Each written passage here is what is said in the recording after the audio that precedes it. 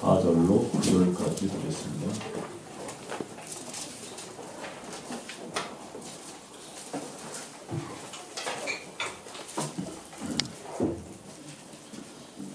그래서 그 여기까지 같이 한 목소리로 읽도록 하겠습니다. 시작. 저희가 광야 사막길에서 방황하며 말씀을 찾지 못하고 주리고 오만으로 그 영혼이 속에서 흥얼했도다. 이에 저희가 그 귀신 중에 여호와께 부르짖되 그 고통에서 건지시고 또 바른 길로 인도하사 부활성에 이르게 하셨도다. 여호와의 인자하심과 인생의 영원하심 귀한 길을 인하여 그를 찬송할지어다. 저가 사모하는 영혼을 만족케 하시며 주의 영혼에게 조국으로 채워주시리로다. 아멘. 하나님을 사모하는 자라는 제목으로 말씀을 준비하도록 하겠습니다. 사람이 무엇을 맞이한다고 할 때에 우리가 두 가지 마음을 생각할 수가 있습니다. 한 가지 마음은 이런 거죠. 시간이 너무 빨라서 그 날이 가까이 올수록 초조하고 불안한 마음, 이런 마음이 있을 수 있습니다. 또 한 가지는 그날이 속히 왔으면 좋겠는데 시간이 너무 더디다는 것입니다. 그래서 정말 너무나 안타깝다는 것입니다. 이 두 사람에 대해서는 우리가 대표적으로 시험을 앞에 둔 사람들, 학생들이 시험을 앞에 둔 상태니까 시험 날짜가 빨리 왔으면 좋겠다. 그런 학생들은 별로 없을 것 같아요. 자, 시험을 봐야 되는데 준비가 덜 돼 있는 겁니다. 그러니 시간이 가까이 오면 올수록 불안하고 초조하고, 그렇죠. 그렇게 이제 학생들이 시험을 앞두고 그렇게 합니다. 또 한 가지 뭡니까? 이 결혼을 앞둔 그런 이제 남자라고 볼 수 있죠. 시간이 좀 빨리 와야 되는데 너무 더딘 겁니다. 하루가 왜 이렇게 긴지. 자, 그렇게 생각한다는 것입니다.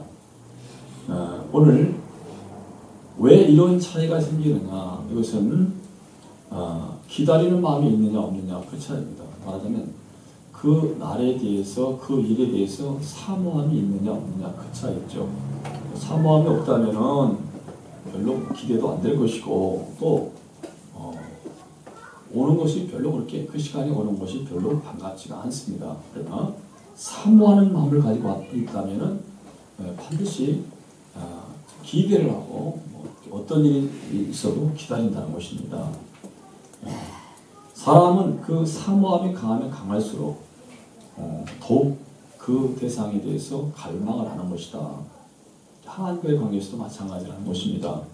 하나님께 대한 사모함이 있다, 없다, 이 차이는 대단히 큰 거죠. 하나님을 믿는 사람들이 하나님을 사모함으로 말미암아 하나님으로부터 공급받아서 우리가 신앙도 하고 생활을 하게 되는데, 하나님을 사모하지 않는다. 그것은 굉장히 불행한 삶을 산다는 것이죠. 하나님을 사모한다면 하나님을 가까이 하는 것이 정상입니다. 그럼 하나님을 사모하지 않으면 하나님 자꾸 멀리 떨어져 있으라고 합니다. 예배 시간에, 여러분, 예배 시간을 우리가 예배를 못 드린다고 하는 것은 하나님과 다른 것이 아니에요.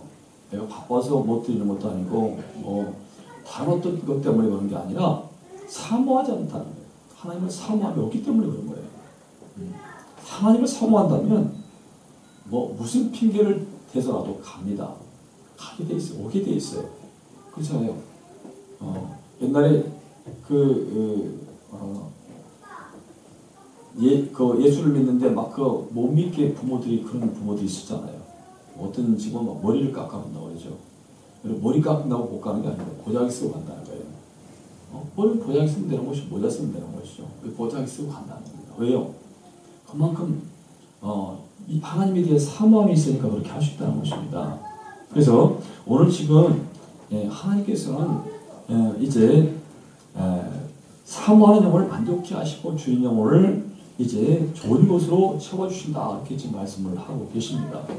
자, 하나님을 사모한다는 것은 하나님은 절대 그 사모하는 사람들에게 약속해놓고 약속을 안 지키는 그런 하나님이 아니시다는 거예요. 그리고 반드시 하나님께서 복을 주실 때에는 우리에게 먼저 주시는 것이 뭐냐면 하나님을 사모하게 한다는 것입니다. 예배를 사모하게 만들고 기도를 사모하게 만든다는 것입니다. 그래서 스가랴서도 보면은 간과는 심령을 주신다, 평안을 주신다, 그렇게 말씀을 하시죠. 네. 여러분, 그러니까 기도할 마음이 생길 때 그걸 절제하면 안 됩니다. 절제 뭐 할 수 있는 건 여기도 아니지만, 기도해야 되겠구나 하면 그건 하나님 나에게 복 주시려고 그런 마음을 주신 거예요. 그리고 그렇게 하는 겁니다. 예배가 사모가 되어지고, 여러분 모르겠습니다만, 어떤지 모르겠습니다만, 저는요, 그 전에 은혜 받고 나서 신앙생활 할 때 예배가 끝나면 그렇게 안타까울 수가 없어요.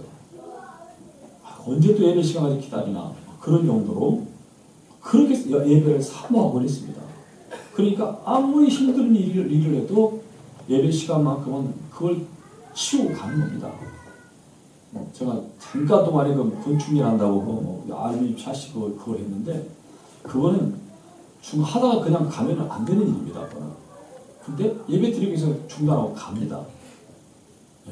그렇게 그 정도로 이게 예배가 사모가 되어 있는 거죠. 자, 이런 사모함이 2014년도에 우리 모두에게 임하기를 주님으로 축복을 드리겠습니다. 자, 그러면 본문을 통해서 하나님을 사모하게 되는 원인이 무엇인가, 이것을 한번 알아보도록 하겠습니다. 5절 말씀을 같이 하겠습니다. 시작. 줄이고 목마르고 영혼이 속에서 피곤하였도다. 아멘. 하나님을 사모하게 되는 때가 언제냐? 영혼이 피곤할 때 하나님을 사모하게 된다, 그렇게 말씀을 합니다. 본문에 그 영혼이 속에서 피곤했다는 말씀은 뭡니까? 고난의 절정 가운데 있다는 것을 의미하는 것입니다. 영혼이 피곤하다. 영혼이 피곤하다는, 고난이 너무 깊으면 영혼이 곤고하게 됩니다. 육체가 피곤하면요, 하나님 찾지 않습니다. 육체가 피곤한 것은 절대 하나님을 가까이 할 수 없어요. 하나님을 사모할 마음이 생기지 않습니다. 그냥 하나님과 어느 정도 멀리 좀 떨어져 있으면 좋겠다 생각합니다. 그러나 영혼이 피곤하면 하나님을 반드시 찾게 돼 있다는 거예요. 그러니까 우리가 신앙생활 하다가 혹시라도 내 영혼이 피곤한지 육체가 피곤한지를 잘 그걸 구분할 줄 알아야 돼요. 육체가 피곤한 사람은 예배 못 드려요. 하나님 찾지 않습니다. 그건 육체가 지금 피곤한 겁니다. 그러나 영혼이 피곤한 사람들은 하나님을 갈망합니다. 찾게 돼 있어요. 그렇잖아요. 지금 그 말이잖아요. 줄이고 말하고 그 영혼이 속에서 피곤하였도다. 이런 사람이 하나님을 찾는다, 그런 얘기입니다. 어제도 말씀을 드렸지만 영혼의 목적, 영혼의 기능이 따로 있다는 거. 영혼은 아프면 아플수록, 영혼이 곤고하면 곤고할수록 그 영혼을 치유할 수 있는 분만 생각합니다. 하나님과 어떻게 하면 만날까? 어떻게 하면 하나님과 접촉할까? 이런 생각만 영혼이 하는 거예요. 그러니까 여러분, 영혼이 피곤한 것은 좋지만 육체가 피곤하면 안 돼요. 육체는 영혼을 담고 있는 그릇이기 때문에 육체가 피곤해버리면 영혼이 움직일 수가 없어요. 그러니까 내일부터 내가 새벽 기도를 하겠다면 오늘 좀 일찍 자는 게 최고입니다. 일찍 자는 수밖에 없어요. 늦게까지 안 자고서 있으면서 육체를 갖다가 자기 마음대로 움직일 수는 없어요. 어떤 사람이든 마찬가지입니다. 그러니까 내가 내 영적으로 뭔가 어떤 만족감을 얻기 위해서는 육체는 편히 쉬게 만들어야 돼요.